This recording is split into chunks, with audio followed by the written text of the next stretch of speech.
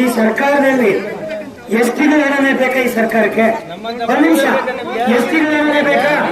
ಚುನಾವಣೆ ಸಂದರ್ಭದಲ್ಲಿ 160 ಕೋಟಿ ಸ್ವಯಂ ಸಿದ್ದರಾಮಯ್ಯ ಒಪ್ಕೊಂಡಿದ್ದಾರೆ.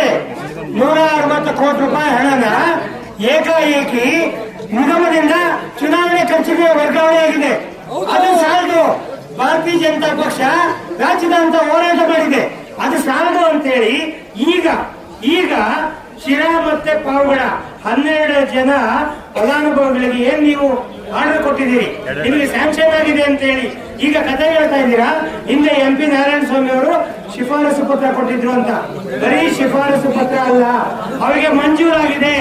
ಆ ಮಂಜೂರಾದಂತ ಹಣವನ್ನ ನೀವು ಕೇವಲ ಯಾವುದೋ ಒಂದು ಅಕೌಂಟ್ಗೆ ನೀವು ಮಾಡಿದ್ದೀರಿ ಅಂತಲ್ಲ, ನಾವು ನಿಮ್ಮ ಸ್ಥಾನವನ್ನ ಪ್ರಶ್ನೆ ಮಾಡ್ತಾ ಇದೀವಿ. ವೈಯಕ್ತಿಕವಾಗಿ ನಿಮ್ಮನ್ನಲ್ಲ, ನಿಮ್ಮ ಯಾವ ಅಧಿಕಾರಿ ಇದ್ರು ಅವಾಗ ಅಧಿಕಾರಿಗಳನ್ನ ಪ್ರಶ್ನೆ ಮಾಡ್ತಾ ಇದ್ದೀವಿ. ನಾಚಿಕೆ, ಮಾನ, ಮರ್ಯಾದೆ, ಹಂದಿ ಕೂಡ ಎಷ್ಟೋ ವಾಸಿ ಇವರಿಗಿಂತ. ಹೇಸಿಗೆ ತಿನ್ನುವಂತ ಸರ್ಕಾರ ಇದು, ಹೇಸಿಗೆ ತಿನ್ನುವಂತ ಮಂತ್ರಿಗಳು. ನಾಚಿಕೆ ಆಗ್ಬೇಕು ಇವರಿಗೆ.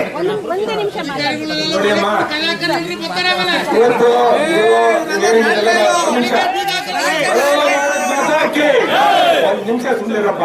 ಇವತ್ತು ಮೇಡಮ್ ನೀವ್ ಹೇಳಿದ್ದೆಲ್ಲ ನಾನು ಕೇಳಿಸ್ಕೊಂಡೆ.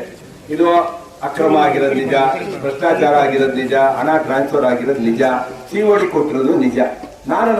ನನಗೆ ಇಲ್ಲಿ ಸಂಶಯ ನಿಮ್ಮ ಈ ಕಚೇರಿ ಮೇಲೆ. ಒಂದು ಸಲಿ ಅವನು ಭ್ರಷ್ಟಾಚಾರ ಮಾಡಿದ್ದಾನೆ, ಅಧಿಕಾರ ದುರುಪಯೋಗ ಮಾಡ್ಕೊಂಡಿದ್ದಾನೆ ಅಂದ್ರೆ ಇಲ್ಲಿವರೆಗೂ ನೀವು ಅವನ ಮೇಲೆ ಯಾಕೆ FIR ಹಾಕಿಲ್ಲ? ಯಾಕೆಂದ್ರೆ COD ಒಂದು ಭಾಗ.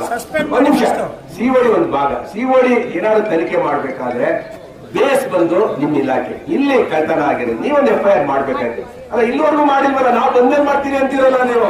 ಅಲ್ಲ, ಈ ಸರ್ಕಾರ